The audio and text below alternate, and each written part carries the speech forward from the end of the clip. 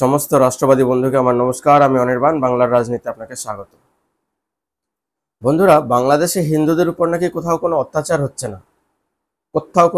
হচ্ছে না, তা বারবার করে বাংলাদেশি মিডিয়ায় তাই আসছে, এবং যারা বাংলাদেশ থেকে দেখছে তারাও বলছে কোথায় আমাদের গ্রামের পাশে হিন্দু রয়েছে, তাদের উপর কোথায় অত্যাচার হচ্ছে। বাংলাদেশে বসে দেখা যাচ্ছে না, এত ছোট ঘটনা বাংলাদেশে বসে দেখা যাচ্ছে না, কিন্তু বহির্বিশ্ব থেকে দেখা যাচ্ছে, অস্ট্রেলিয়া থেকে দেখা যাচ্ছে, রাশিয়া থেকে দেখা যাচ্ছে, ইভেন আমেরিকা থেকে দেখা যাচ্ছে। আমেরিকা বাংলাদেশের তখ্তাপলট করে বাংলাদেশের সরকার বদলে ভেবেছিল, এরপরেও বাংলাদেশ ভেবেছিল যে হ্যাঁ, বাংলাদেশের বিশেষ করে জামাতিরা, বিএনপিরা ভেবেছিল তা আমেরিকা বাংলাদেশের পাশে থাকবে। কিন্তু আজকে কিন্তু বাংলাদেশের পাশে আমেরিকা নেই, তখ্তাপলট করে, কারণ কিন্তু তারা চলে গেছে। তারা দেখছে সারা বিশ্ব থেকে যখন বাংলাদেশের বিরুদ্ধে হিন্দু নিধন যজ্ঞের জন্য একদম আওয়াজ উঠছে, অস্ট্রেলিয়া থেকে আওয়াজ উঠছে, ভারত থেকে আওয়াজ উঠছে, এবং রাশিয়া থেকে আওয়াজ উঠছে, ইউএনএ আওয়াজ উঠতে শুরু করেছে, বাংলাদেশে এই আমেরিকার রাস্তায় রাস্তায় আওয়াজ উঠছে, তখন কিন্তু আমেরিকার সামনে ভোট, আমেরিকা কিন্তু বেশ কিছুটা চাপে পড়ে গেছে। চাপে পড়ে গিয়ে এই ব্যাপারে একটু পিছিয়ে এসছে। অনেকে ভাবছেন যে আমেরিকা কাজ করেছে, আমেরিকা চাপে পড়ে গেছে। হ্যাঁ, বিশ্ব রাজনীতি যেটা জিও পলিটিক্স বলে, জিও পলিটিক্সটা এমনই একটা ব্যাপার যে ব্যাপারে তখ্তাপলট তো আমি করবো, কিন্তু কোনো কিছুর দায় স্বীকার করব না। বিশ্ব রাজনীতিটা এভাবে চলে। দেখুন, এখানে বাংলাদেশের উপর যে অত্যাচার হচ্ছে না তার প্রমাণ দেখাচ্ছি আপনাদেরকে। এগুলো সমস্ত কিছু বাংলাদেশ মিডিয়া থেকে কালেক্ট করা।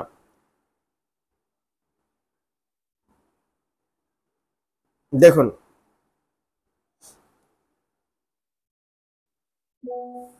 বাংলাদেশে অত্যাচার হচ্ছে না তার প্রমাণ দেখুন।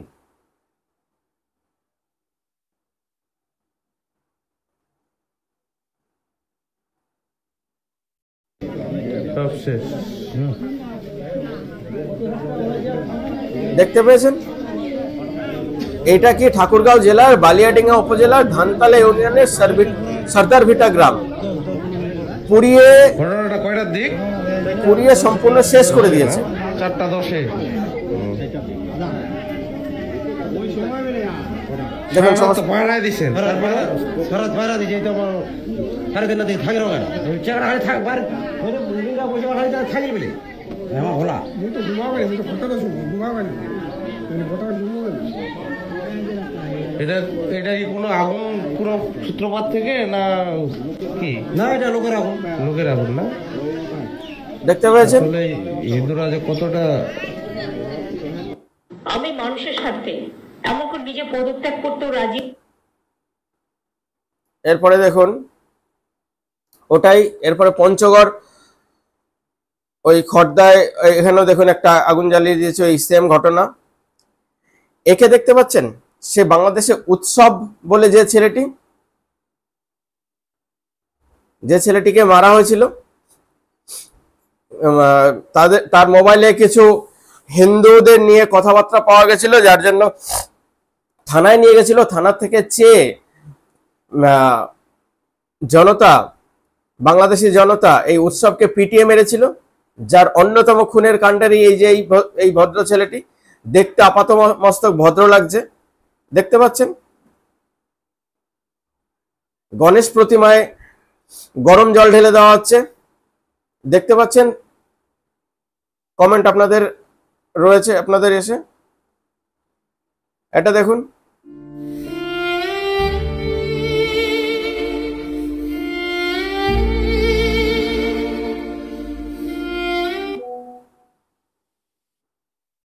দেখতে পাচ্ছেন কিরম ভেঙে চুরে দেওয়া হয়েছে সব মন্দির।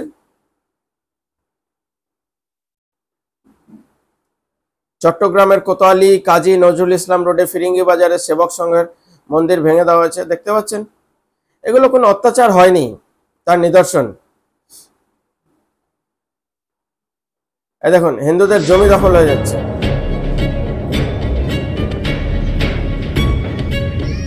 আমার নামে 2টা কন্টিয়ানো সেক্টর 10 করা। কত ভিডিও দেখতে চাইছেন? 8 ঘন্টা। এগুলা উৎসব করিবার জন্য এগুলা ব্যাকআপ, মানে এগুলা সন্ত্রাসী লোক এইভাবে ব্যবসা করে। এদের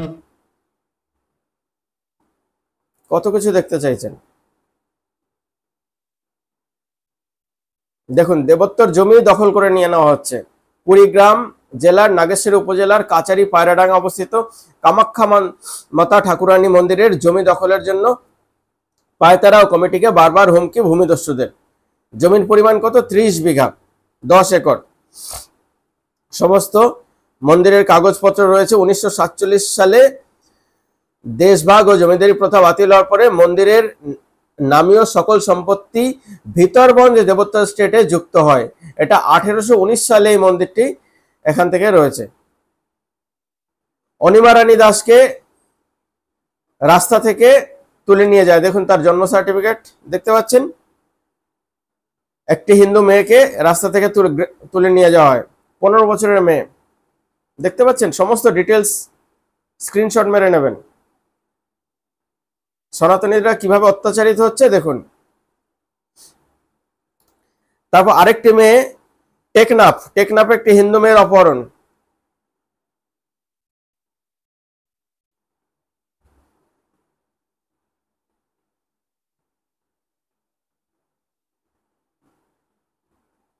দেখতে পাচ্ছেন। এরপরে 5ই আগস্ট থেকে সামান্য কিছু আপনাদের ইনফরমেশন দিই। 5ই আগস্ট থেকে হিন্দুদের উপরে ঘরবাড়ি ও ব্যবসা প্রতিষ্ঠানের উপরে যে হামলা হয়েছে তার সংখ্যা, সরকারি পরিসংখ্যান ওখানকার 1068। 5ই আগস্ট থেকে 20 আগস্ট পর্যন্ত 15 দিনে, মানে যেদিন তক্তাপলট হয়েছে তারপর থেকে 1068টি হিন্দুদের ঘরবাড়ি এবং ব্যবসা প্রতিষ্ঠান নষ্ট করা হয়েছে। এবং এগুলো দেখুন আপনাদের স্ক্রিনের সামনে, সমস্ত কিছু তথ্য বাংলাদেশ থেকে।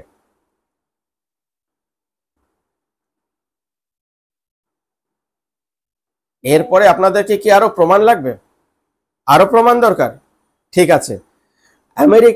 সারা বিশ্ব যে বুঝতে পারছে যে এই সমস্যাটা তৈরি হয়েছে, এই সমস্যাটা বাংলাদেশ করছে, দেখুন তার আরো প্রমাণ দিচ্ছে। ये एक्शन ऐसे समय पर लिया गया है जब बांग्लादेश की अर्थव्यवस्था Hindus, Christians and others. रूस और ऑस्ट्रेलिया से बांग्लादेश के लिए बहुत ही बुरी खबर आई है। बांग्लादेश के खिलाफ रूस और ऑस्ट्रेलिया ने एक बहुत बड़ा एक्शन लिया है। ये एक्शन ऐसे समय पर लिया गया है जब बांग्लादेश की अर्थव्यवस्था तेजी से नीचे गिर रही है। रूस ने तो कंगाल हो रहे बांग्लादेश के हाथ काट दिए, तो वहीं ऑस्ट्रेलिया ने बांग्लादेश की टांगें तोड़ दी हैं। पूरा मामला क्या है वो आपको वीडियो में बताते हैं। शुरुआत रूस और एक छोटे से उदाहरण से करते हैं। मान लीजिए कि आपने अपने दोस्त को कुछ पैसा उधार दिया, उस पैसे से दोस्त का काम भी निकल गया, लेकिन जिस दिन आपके हसीना सरकार में थी तो रूस भी चुप था। लेकिन जैसे ही बांग्लादेश में अमेरिका के प्यादे मोहम्मद यूनुस की सरकार बनाई गई, रूस ने भी अपना पैसा वापस मांगना शुरू कर दिया। जानकारी के लिए बता दें कि बांग्लादेश को रूस ने ये लोन देश का पहला न्यूक्लियर पावर प्लांट बनाने के लिए दिया था। रूस ने 2015 में बांग्लादेश को $11 बिलियन दिए थे। बांग्लादेश इसी पैसे का इस्तेमाल देश का पहला न्यूक्लियर पावर प्लांट बनाने के लिए कर रहा था। मजे की बात देखिए कि बांग्लादेश का ये न्यूक्लियर पावर प्लांट भारत और रूस मिलकर बना रहे हैं। इस प्लांट का नाम रूपपुर न्यूक्लियर पावर प्लांट है। शेख हसीना के तख्ता पलट से कुछ समय पहले ही रूस ने इस पावर प्लांट के लिए यूरेनियम की पहली खेप भी भेज दी थी। लेकिन अब तो बांग्लादेश में मोहम्मद यूनुस है, इसीलिए रूस ने मोहम्मद यूनुस सरकार से कहा है कि जो लोन लिया था उस पर इंटरेस्ट 15 सितंबर से पहले भर दीजिए। एक्सपर्ट्स का कहना है कि अगर शेख हसीना प्रधानमंत्री रहती तो তাহলে দেখুন, অস্ট্রেলিয়া থেকে ওই ভদ্রলোক প্রথমেই যে বয়ানটা দিলেন তাতে সেখানে পরিষ্কার করে অস্ট্রেলিয়ার সংসদে পরিষ্কার করে তুললেন যে বাংলাদেশে যে ঘটনা ঘটছে তা হিন্দুদের উপরে, খ্রিস্টানদের উপরে যে অত্যাচার হচ্ছে তার কি জবাব, তা আপনাদের কাছে কি জবাব রয়েছে? কারো কাছে কোনো জবাব নেই। আমেরিকাকে জিজ্ঞেস করছেন, কারণ আমেরিকা তো সবার বাবা হয়ে ঘুরে বেড়ায়, সবার সারা বিশ্বের নেতা হয়ে ঘুরে বেড়ায়। আমেরিকাকে জিজ্ঞেস করা হচ্ছে যে আপনাদের কাছে কি জবাব আছে। তাদের কাছে কোনো জবাব নেই। আমেরিকা কিন্তু এ ব্যাপারে বেশ ঠান্ডা পড়ে গেছে, বেশ চুপ হয়ে গেছে, কিছু বলতে পারছে না। বলবে কি করে? কারণ তারা তো বুঝতে পারেনি কিছু বর্বর লোক বাংলাদেশে বসবাস করে, যে তক্তাপলট হবে, দেশ দেশ শেখ হাসিনাকে দেশ থেকে তাড়াবে, এটাই ভেবেছিল আমেরিকা। কিন্তু তার উপরে যে তারা হিন্দুদের উপরে, খ্রিস্টানদের উপরে এভাবে অত্যাচার করবে, সেটা কিন্তু বাংলাদেশ মোটেই বুঝতে পারেন, এই আমেরিকা মোটেই বুঝতে পারেনি। আমেরিকা কিন্তু এর জন্য প্রস্তুত ছিল না। আজকে এর জবাব আমেরিকা দিতে যাবে না মোটেই, এটা বোঝা উচিত। সেই সঙ্গে সঙ্গে আপনাদেরকে আরেকটা কথা বলি, এই যে শেখ হাসিনা সমস্ত বাংলাদেশিদের বলছি, শেখ হাসিনা কিন্তু এখনো বাংলাদেশের মুখ্যমন্ত্রী, এই প্রধানমন্ত্রী আছেন। শেখ হাসিনা কিন্তু বাংলাদেশের এখনো প্রধানমন্ত্রী আছেন, সে কথা বুঝতে হবে আপনাদের। শেখ হাসিনা কিন্তু পদত্যাগ করেননি। শেখ হাসিনা শুধু একটি বয়ানে বলেছেন যে বাংলাদেশে যাতে খুন মার্ডার কম হয়, সেটা কমানোর জন্য আমি জাস্ট দেশ ছেড়ে চলে এসেছি, আমি কিন্তু এখনো পদত্যাগ করিনি। শেখ হাসিনার একটি অডিও ভাইরাল হচ্ছে, সেটা নিশ্চয়ই শুনেছেন বাংলাদেশিরা। সেখানে তিনি কিন্তু বলেছেন, আমি দেশের খুব কাছেই আছি, যে কোনো সময় দেশে ঢুকে পড়বো, যে কোনো সময় দেশে ঢুকে পড়বো। শেখ হাসিনা কিন্তু কাগজে কলমে পদত্যাগ করেননি, কাগজে কলমে এখনো বাংলাদেশের প্রধানমন্ত্রী রয়েছেন, এখনো বাংলাদেশের প্রধানমন্ত্রী। এই সামনে যে ইউএন এর মিটিং রয়েছে, ইউএন এর মিটিং এ এই কথাটা কিন্তু উঠতে যাচ্ছে, এবং ইউএন এর মিটিং এ যদি শেখ হাসিনা পৌঁছে যান তাহলে যে অবস্থার তৈরি হবে সেটা ভেবে দেখুন। বাংলাদেশের প্রধানমন্ত্রী হিসাবে ইউএন এর মিটিং এ যদি শেখ হাসিনা পৌঁছে যান, কি অবস্থা হবে সেটা ভাবুন। আর ইউএন এর মিটিং এ বাংলাদেশ থেকে এখনকার যারা সরকার আছে, ডক্টর মোহাম্মদ ইউনূস, ইনি কিন্তু প্রথমেই উপস্থিত থাকছেন না, একদম শেষে উপস্থিত থাকছেন। কারণটা হচ্ছে, শেখ হাসিনা যদি কোনো রকম স্টেপ নেন তাহলে কিন্তু বাংলাদেশের অবস্থা খুব কদর্য হবে, খুব খারাপ হবে। যার জন্য কিন্তু শেখ হাসিনা কিন্তু ইন্ডিয়াতে বসে বসে তার গুটি কিন্তু সাজাতে শুরু করে দিয়েছেন। শেখ হাসিনা পরিষ্কার বলে দিয়েছেন, ভাইরাল অডিও যেটা লিক হয়েছে, লিক কিছু হয় না, লিক করা হয়। রাজনীতিতে কোনো কিছুই এমনি হয় না, সে ঘটনাগুলো করানো হয়। শেখ হাসিনার অডিও ভাইরাল হয়ে যাবে, এটা শেখ হাসিনার অনুমতি বিনা হতে পারে না। শেখ হাসিনা কিন্তু একটা কথা পরিষ্কার বলছেন যে আমি বাংলাদেশের খুব কাছেই আছি, যে কোনো মুহূর্তে দেশে ঢুকতে পারি।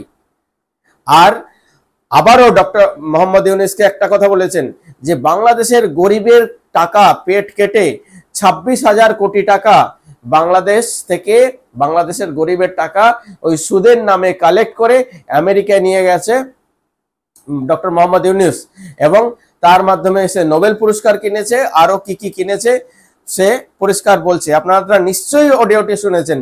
আপনারা যে ধরনের জাতি, এই অডিও না শুনে থাকতে পারবেন না। অডিও তো আপনাদের কাছে পৌঁছেছে, আর যদি বলেন পৌঁছায়নি, কমেন্টের মাধ্যমে জানাবেন, আমি আপনাদেরকে অডিও দিয়ে দেবো।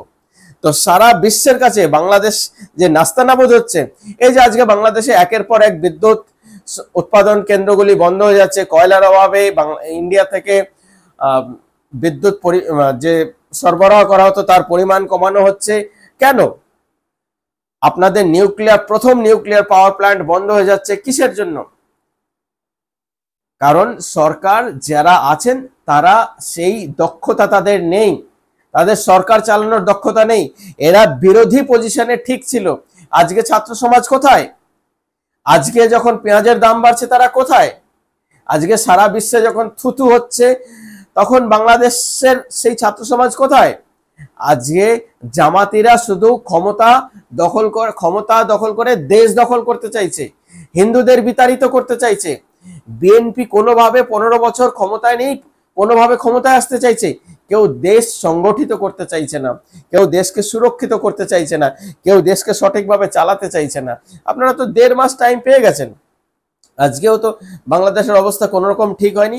আপনারা তো নতুনভাবে, তৃতীয়বারের মতো নতুনভাবে স্বাধীন বাংলাদেশ বানিয়ে ফেলেছেন।